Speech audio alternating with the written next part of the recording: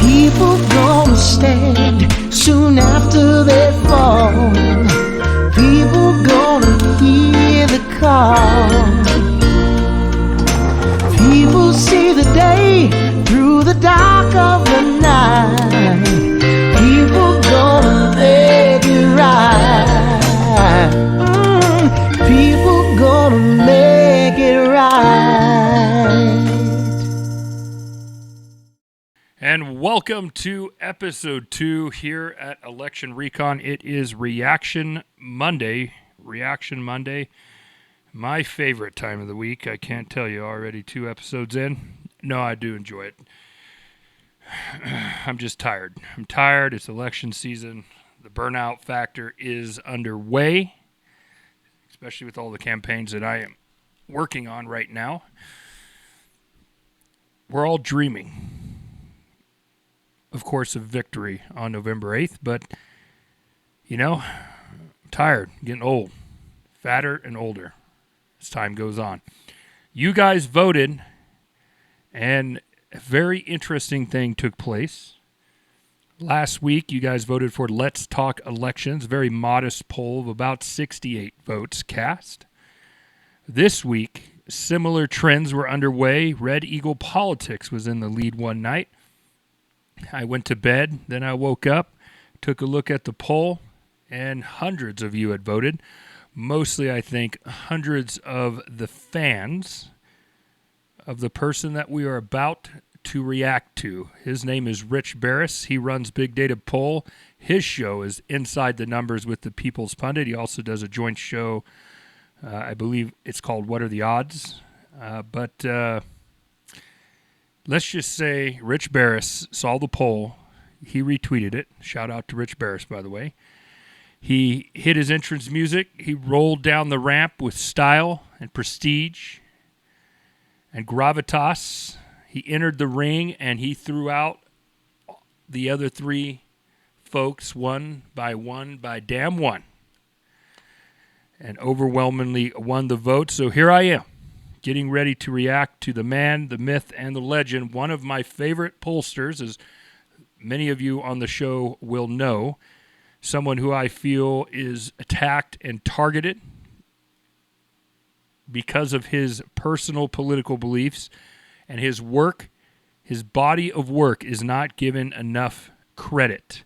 Indeed, it is banned in places like 538, and we took a hard look, Lord and I, when we finally did our evaluations of Big Data Poll.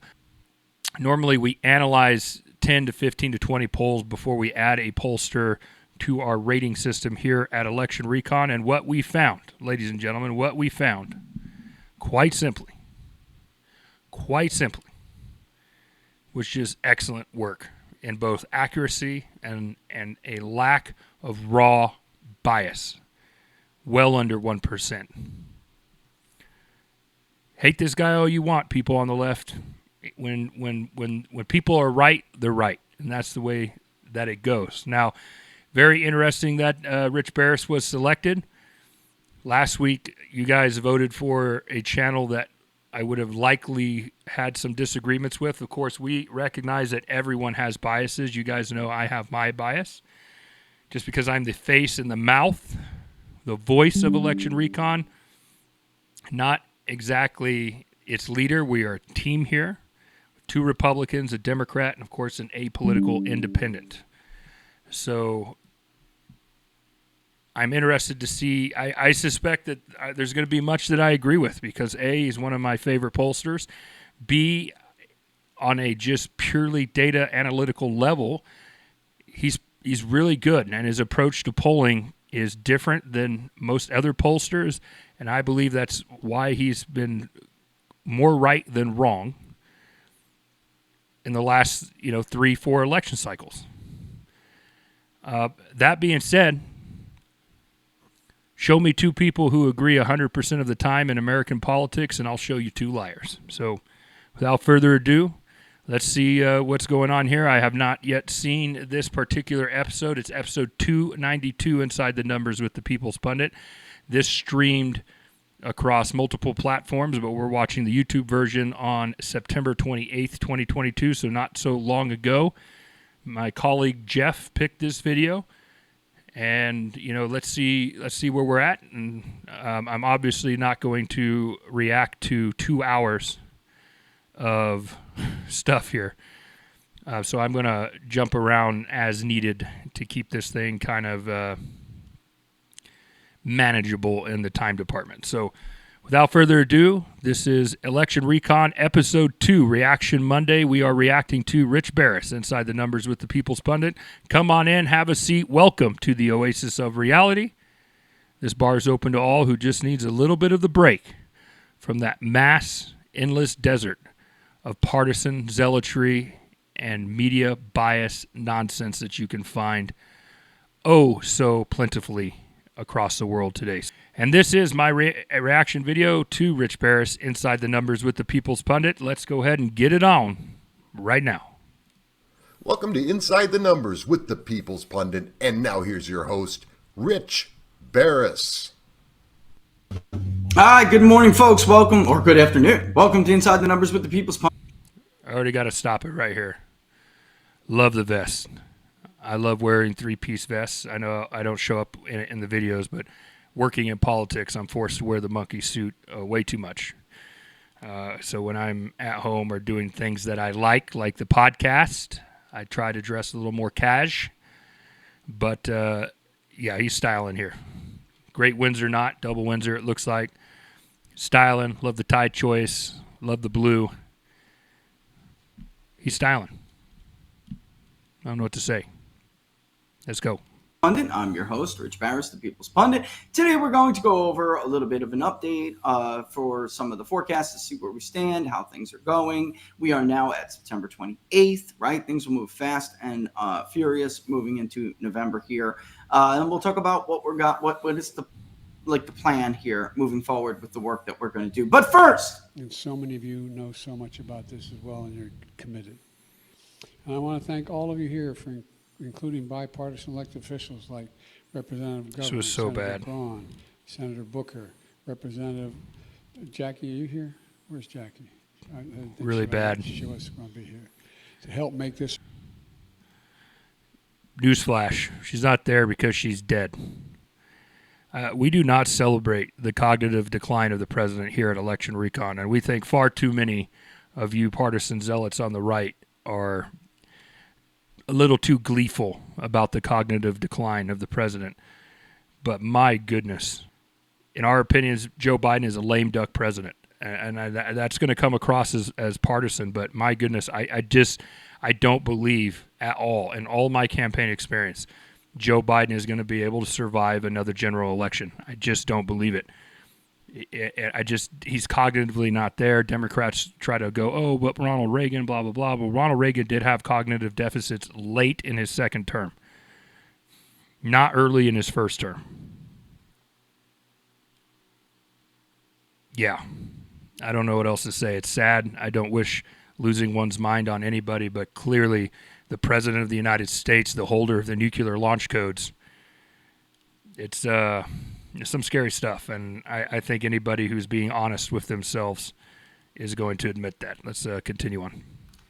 that would be heaven, Joe. Jackie couldn't be there today because she is in heaven. Ouch. Jackie Leworski passed away in a car accident months ago. True. Joe. It gotta make you a little bit nervous when the President of the United States doesn't seem to know things like that, yet openly blurts out things like this. Let me answer the first question first. True. If Russia invades, that means tanks or troops crossing the border of Ukraine again. Then there will be no longer a Nord Stream 2. We will bring an end to it.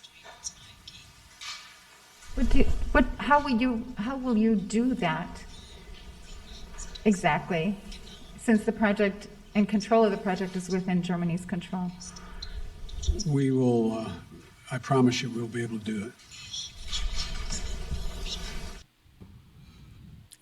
Before I react to what Rich reacts to on here, let me say, I understand now why Jeff picked this, because I was like, listen, big data polls great and all this, but don't pick a video that I'm just going to agree on everything with. So obviously, I understand now why Jeff picked this video. Rich and I do not agree on Ukraine at all. I got a lot of love for his work. Politically, we have a lot of agreements, not everywhere, but enough. On this, we do not agree. He made a comment earlier that Ukraine was losing the war. It's kind of echoes of Tucker Carlson. I don't believe either one of them is right there. I have been to Ukraine 8 times now doing humanitarian work. I was in Busha 7 hours after it was liberated. I was in Kharkiv early in the war when it was awfully unsafe to travel there. And I'm telling you right now, this insinuation that Ukraine wants to break off and go to Russia, or parts of Ukraine want to break off and go to Russia, is just not what I have found to be true. I don't think you can trust polling anywhere from the east, from the west, Russia, U.S., Western civilization poll. It's an active war zone. It's a shit show over there right now. It's some of the most horrific shit I have ever seen in my life, and I mean ever. And I've been to war myself. And I'm telling you, this is a whole different game than Iraq or Afghanistan, folks. Again, I didn't go over there for the politics. Me and my crew, we went over there again, and I know I say it week in and week out, but we went over there only to help folks out. So I'm not trying to get into the political debate about Ukraine or anything like this, but everywhere I have gone in the most candid of moments, East Ukraine, West Ukraine, Central Ukraine, North Ukraine, South Ukraine. I've been to over 40 villages and cities now, all across that country since this war began. And I'm telling you, this is a united country against Russia. Even, Russian speakers who before the war may have leaned more pro-Russian have taken it. There's a lot of nationalism. It's a lot of pride here. And the Slavs, folks, I know I'm going long-winded, but the Slavs, regardless of where they are as a cultural people, this is not a, hey, let's go outside and talk about this, and if we still can't agree, let's throw down type folks. Both the Russians and the Ukrainians are kind of like, we got beef, I'm going to walk into the bar and punch you right in the mouth kind of people. All wars are crimes. War crimes, I'm sure, have been committed by both sides, but I'm telling you, there is a higher evil here. And folks, I was in Busha 7 hours after it was liberated. This was not staged. This was the horror that I saw, which undisputed, 100% were inflicted. The pictures don't even do justice what I saw with my own eyes, folks. Russia and its military effing evil at a whole new level, a whole nother level. Does Ukraine have its issues and its problems? Without question. But I'm telling you right now, there is a higher evil in this conflict. His name's Vladimir Putin, and his tools, the Russian military, and largely the Russian populace. And that's all I'm going to say about that. I'm sure Rich Barris strongly disagrees based on the comments that I've seen, because I watch his show pretty religiously. I'm always like 2 or 3 episodes behind, but I definitely take the time to hear what he has to say, because I think he's one of the best, if not the best, in the polling business. But man, I'm glad that my bona fides of not just being on a man crush here with Rich Barris have been cleared early by this choice, because Rich and I do not agree at all on Ukraine. And I'll just leave it at that. Yeah. Check out my episode with John McGovern. We'll put it on the screen here for you, where John McGovern and I talk about our experiences in Ukraine. And, I'll just leave it at that. But don't agree with him. Be interesting to see what his reaction is here. Folks, you better hope. All of you better hope that we didn't do this. I agree with him there. I just have to say that. These things always take time, or usually do. But that is not the look you want either before a midterm. Conflict, bad economic data, all obviously go against an incumbent party, unless, of course, it's at the beginning of a conflict, which it is not. The war in Ukraine, or whatever you want to call it, this proxy war that the U.S. has decided to wage against Russia and Ukraine, they are losing. And if they pulled a stunt like this to Folks, I'm just telling you, take my word for this. As a combat veteran who knows what he's talking about, by any measure, Russia is losing this war on the conventional battlefield. Make no mistake about it. Make no mistake about it. It's the death toll is horrendous on both sides, but Russia cannot win a straight-up, stand-up fight in close quarters combat with the Ukrainians. I have seen it with my own eyes. They just don't have the tactics and the training to get it done. Russia's very good about leveling villages and cities for miles away with indirect fire. They're very good at laying siege to places like Mariupol. But they cannot win a stand-up fight. The only way Russia wins any type of military victory here is if they use unconventional means and weapons, which to I guess Tucker and Rich's points is certainly possible with this evil madman, this bloodlust, insane person, Vladimir Putin. I don't mean insane like he's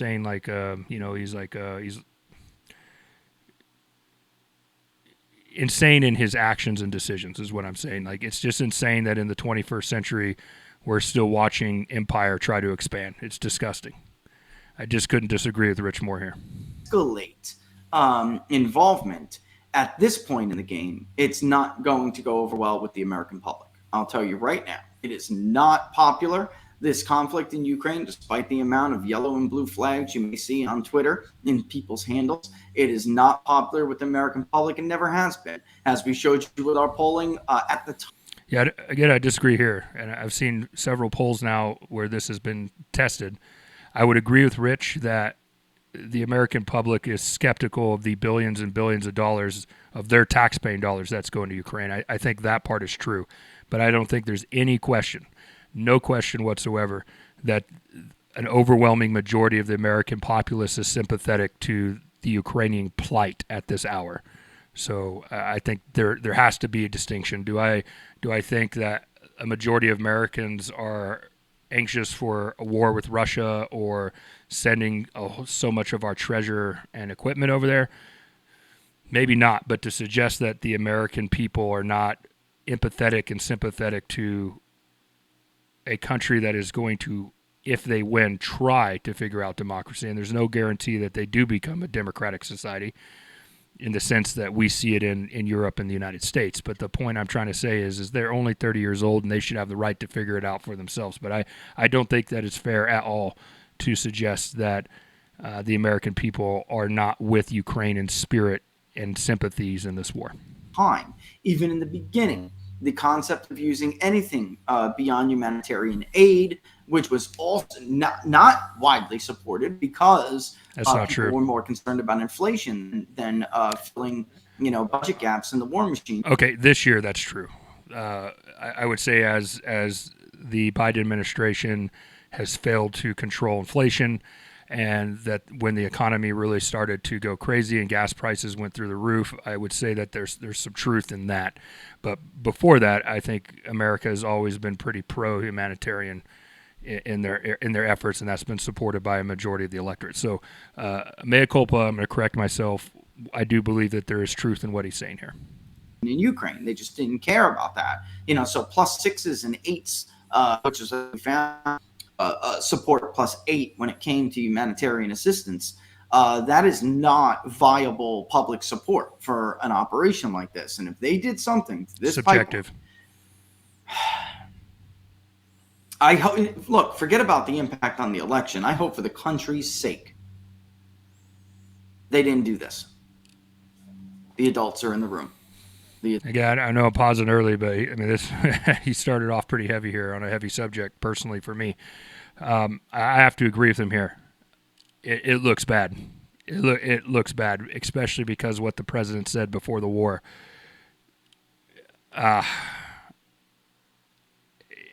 If Russia did this to make us look bad, then that was a good chess move by them. I can't fathom a reason why any European nation would do this. They're so dependent on that gas. If it's a tough winter, they're going to be in a lot of trouble. If you're using Occam's razor It just feels like we had something to do with it. I have no idea. I agree with Rich on this. If we blew up this pipeline, man, I agree with him 100%. It's bad. It's bad on us, and it's bad on a lot of things, and it's not who we should be as Americans, blowing up civilian infrastructure like this. Adults are in the room. Okay. Let's take a look at the forecast here. Something significant has happened today. Okay. And let's go ahead and refresh it. All right. Just to make sure that that everything's on and good to go. You don't want to see me. Who the hell wants to see me? Right. Let's take a look at the most recent, and I will be updating this all throughout, obviously, the election cycle. Something interesting has happened here. Republicans have taken a lead on the generic ballot. I am a little bit surprised. The economy and YouGov, which along with the one right below that, Politico and Morning Consult, all right, usually does not in modern, well, I wouldn't say modern, in recent, it's more accurate to say, in recent election cycles from 18 and on, The Economist and YouGov, along with some of the others that are sourced by YouGov, Politico, Morning Consult, I have a whole list of them here. A lot of them have started to play this game where after Labor Day, they just, they didn't switch at all to likely voter moving into 18. Can't agree with Rich Moore here. It's literally malpractice in their field. It's insane. And we talked a lot about this in last week's podcast, but I agree with Rich 100% here. I think I'm willing to venture the guess that most pollsters were hoping that Dobbs v. Jackson was going to change the electorate, but when people are hurting this much economically, listen, folks are struggling to put gas in cars and food on the table, and those issues are going to dominate, and they're less safe. Crime is out of control across the nation. These issues were always going to be dominant here in this election. They will be dominant by Election Day. You're seeing it in polling everywhere. And, I think at the risk of being wrong in the last 5 election cycles, the mainstream polling industry is starting to pull their thumb off the left side of the scale and starting to try to do things semi-right, despite the backlash they may get from their readers or their fans or their viewers, etc. But it's just political malpractice that these pollsters did not put in likely voter screens after Labor Day. And 2020, some of them may have switched at the very end, but at this point, right before October, they were still registered voter. It's something I've been very critical of now for several cycles. The Economist and YouGov did move to likely voter. Let's see, look over the other laptop here. There it is. Hold on. In The Economist, YouGov in 2018 was still a 1,233 registered voter sample as of October 23rd. That's just outrageous to me. I agree. There are a couple of misnomers we're going to go over that I've been hearing widely that we're going to flatly debunk.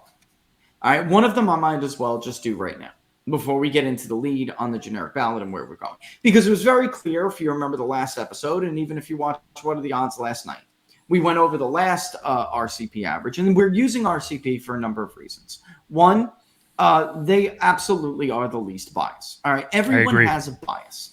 The difference between us and most others is that we do not hide that bias. Everyone has their own political views. All that should matter to you. Yeah, to this point, Rich gets a lot of crap from the mainstream media and the left because, he's open about his worldview and his politics, and that makes me trust him more. It makes me trust him more. And you have all these folks on the mainstream side who hide behind the righteousness of journalism. That they believe, a lot of journalists in this country believe that they're the referees on what's moral and what's immoral. And I cannot. I distrust that so much more when you put on a fake face about not having bias, and then you put out some of the most biased polling I've ever seen in my life. And that's really the last few election cycles how it feels. So that Rich is open and honest with people about who he is and what he believes, and that doesn't necessarily have to affect his work. That's, that's a fallacy to say, oh, because he's personally right-leaning, his polls are going to be right-leaning. The data speaks for itself. The polling speaks for itself, and Rich hits a lot, like 9.5 out of 10 times a lot. That's really, really good. And I just wanted to say that I trust him more because he's open and honest about who and what he is whether or not they are offering sound election analysis, whatever it may be. It's economics, elections, sound analysis that is supported by the data, and do not let people try to persuade you into thinking that they're either nonpartisan or just objective altogether. The first step of guarding against your own biases is to recognize that you have them and try not to hide them. Absolutely. All right. That's where you can put safeguards in place, and you can just double, triple, and quadruple check yourself to make sure that you're not allowing that to seep into your what is supposed to be objective analysis. All right. My point is, couldn't agree more.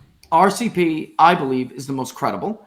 The others are, playing games like I'm unskewing the polls and putting my own thing in there. I'm factoring for pollster scorecards that happen to be impacted by the amount of money my organization receives from said organization, right? So that is not legitimate. And the fact is, they have had a much longer track record. They are the inventor of the average, all right, of aggregate polling. 100% true. So we will stick with them.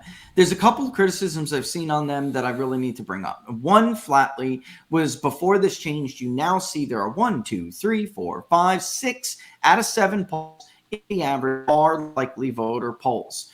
I was very critical because you could clearly see it when 5 and 7 of the average were registered voter polls. Democrats took that lead in the period you see in the graph. He's preaching facts right now. He's preaching facts.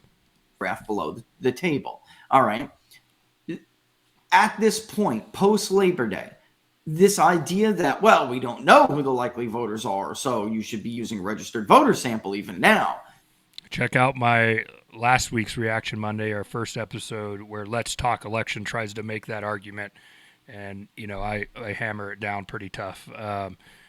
Again, I agree with Rich here. I disagree with Let's Talk Elections on this subject. Rich is absolutely right. That flies in the face of all of history of polling. I don't know what they're talking about. Gallup is the gold standard. It was the gold standard. It's what pollsters, before they quit the horse race business, they were the gold standard. And media and university polls essentially tried to mimic them in their methodology, in their timing, everything. And Gallup is where it comes from, that you change from a registered voter to a likely voter model at the turn of Labor Day. True.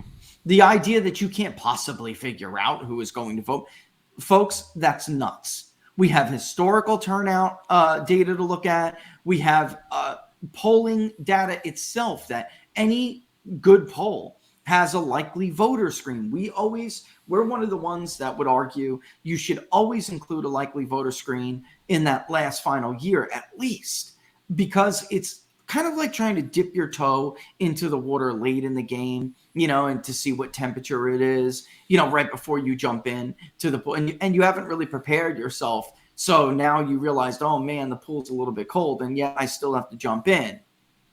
You could have dipped your toe in the water earlier in the day, and then you would know what to expect. All right, I try to make that analogy, draw that kind of distinction, because any likely voter screen is going to have, of course, a few questions in there that are going to be able to give you an idea of who is going to turn out and who has not. And it should not be a surprise. At this point, after a year worth of polling, it should not be a surprise.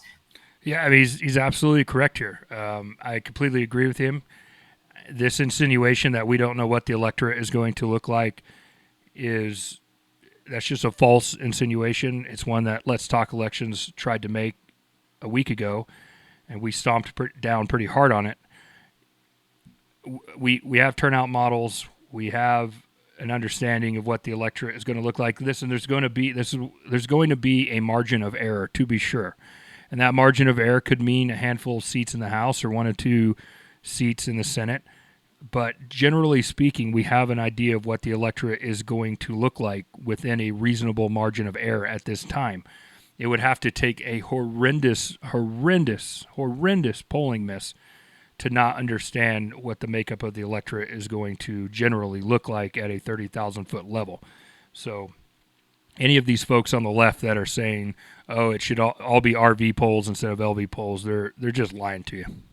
That Republicans are going to do better on the likely voter model than they were on the registered voter model. For a year, Republicans have been in, by and large, one, more enthusiastic, which is debatable, and whether or not you want to include that in your likely voter model. But 2, and more importantly than anything, they are more likely to say they are certain to vote. And guess what? They have the vote history to back it up. So it's a little bit different. True. You know, some people say, I only included those who are very likely to vote or certain to vote.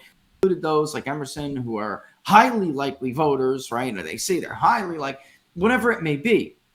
Others, like us, also include vote history. So there will be some people who say, you know what, it's unlikely I'm going to vote. But I know I'm talking to Doris, who is 82 years old. And Doris has a vote history going back to when she turned 18.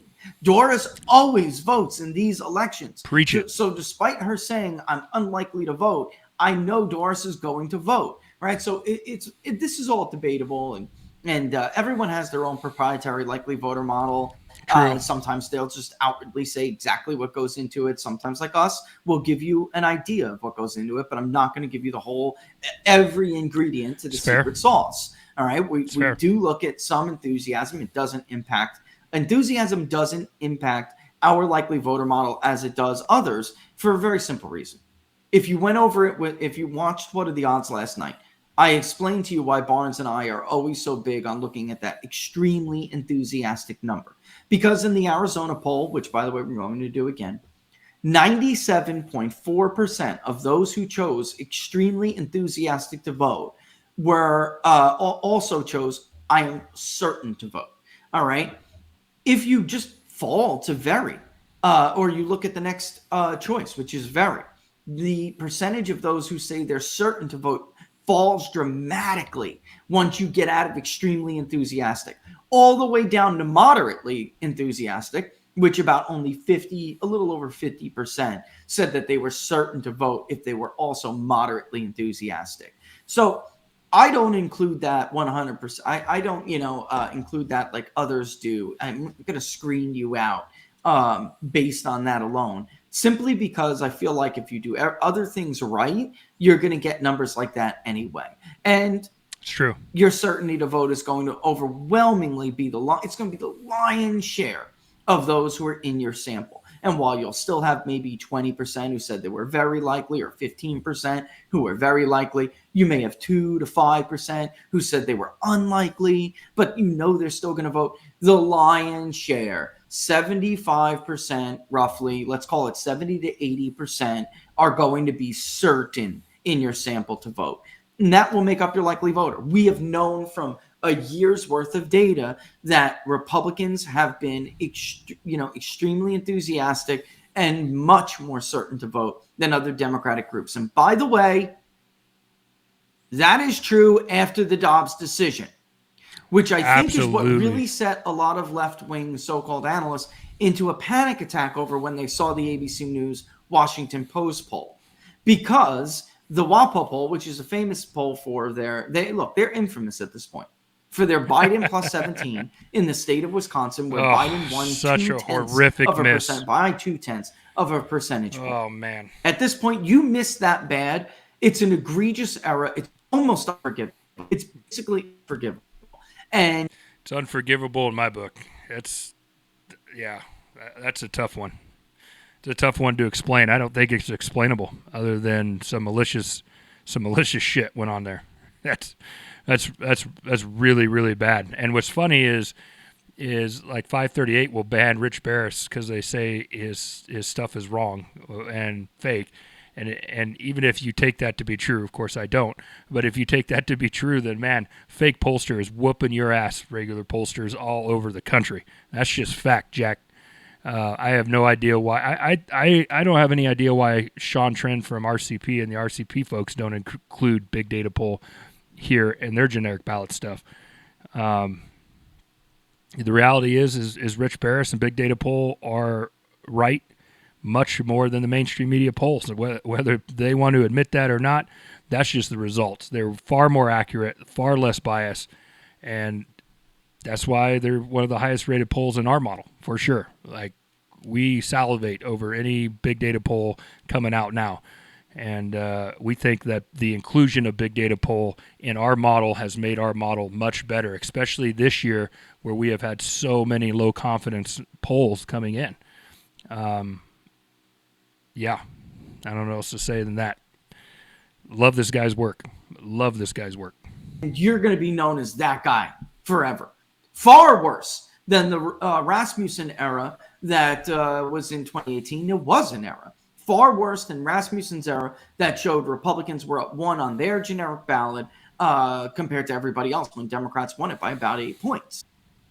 And this idea that there's some kind of built-in bias for likely voters, that is simply not true. Complete likely fallacy. Voters tend It's to absolutely benefit right. Republicans a little bit more, although that is not the case every year. And Republicans should not expect that to be the case every year. It just was clearly the case this year, as it has been in many, many others, more often than not. It's just not always going to happen. It's a general rule of thumb, but it is not 100% certain to happen all the time. Why are likely voters more Republican this year and in other years? It's a matter of who actually comes out to vote. They tend to be more white. That can be balanced by being more educated. I'm saying that there are going to be more pre-high secondaries in a presidential election than there are going to be in a midterm election. There are going to be a disproportionate number of, 4-year degrees in a midterm election than there is. So there are some things that benefit Democrats, but because it also has to do with race and gender, men are more likely to vote in a midterm than women are. I see Rich is really good. We're going to stop pretty soon because this video is already like 40 minutes in before editing. So Rich is absolutely right here. And I really feel like the left and the mainstream media, like they pick and choose what polling points they want to talk about. They know they're never comprehensive with their analysis, especially when they're doing, a 5-minute news segment or something like this. So, it's women, we've heard it for weeks now, like women are registering in record numbers everywhere. And there was a modest registration boost with women, but if you watch these mainstream media news sources, you would have it believe that 100% of these women were registering for the Democratic Party, and that's just not true.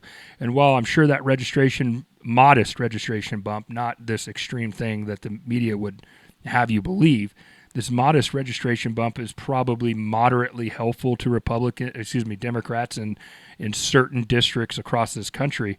But there are a lot of women who registered to vote to now protect Dobbs v. Jackson as well. Listen, it's not lost on Republican voters that they're 1, 2, 3 votes away in the Senate from the entire judicial system in this country being completely changed in the worldview set of the liberal mind. And they are definitely motivated to protect what in many pro-life Republican minds is the greatest judicial victory in a very long time in the United States Supreme Court. And so, listen, you have to look at it with a comprehensive view, if that makes sense. So not every woman who has registered since Dobbs v. Jackson is registering to go vote for the Democratic Party. That has always been a fallacy. That remains a fallacy today, and I'm sure it's going to be proven a fallacy on election night. We're going to go for maybe a minute or 2 more minutes and then close it out. That's why our Wisconsin poll is 51% male, which we took heat over. I don't know how you poll Wisconsin right now, and your split is 47-53. Men are extremely or significantly more enthusiastic to say they're going to vote than women are. And based on the likely voter model right now, you could be a little bit shy of 2018. You could be a little bit more as far as turnout goes than 2018, but it's generally in that ballpark of 2018. And we Completely agree. know that Republicans are more certain to vote. It could be an even True. electorate at the end of the day. It could be. Could be. But it is no surprise. So it's incorrect to say that there's a bias toward Republicans with likely voters. That's not true. There's only a bias if it's incorrect. What we do know to be true is that in many years there has been there's a pro-democratic bias in registered voter samples. Fact. In most years, not all, but in most. And in most years, even as of recently, in 3 of the last 4 election cycles, there was actually a bit likely voter polls as well on understated Republican support. It's fact. It depends if you're talking about nationally or statewide, but in total, even when some of these people moved to likely voters, they still understated Republican support. So again, it is incorrect to say there is a built-in bias with likely voters. It is also incorrect for them to criticize local politics for including the likely voter sample as opposed to if a pollster gives both, including the registered voter cycle. Everyone at this point, in a perfect world, would be releasing likely voter samples. Yeah, I'm gonna stop the review of his video right here because we're trying to keep these reaction videos in and around 30 minutes, and we're already like 45 minutes in. But the point I'm trying to make here is I couldn't agree with Rich Barris more. He's right on with all the topics that he has brought up so far in this video. And this criticism of RCP, we talked about it last week with the Let's Talk Election video, where even in that own video where Let's Talk Elections, that young man was going over his why likely, he literally said on the video, likely voters don't matter. I literally almost fell out of my chair. That is just wow. Wow. The point I'm trying to make here is likely voter screens do matter, and he showed in 2018 how many of the RCP aggregated polls at the very end of the election were likely voter, and they were all within 1 to 2 points of the final outcome. So he disproved his own argument in the Let's Talk Elections video by showing that 2018 sample.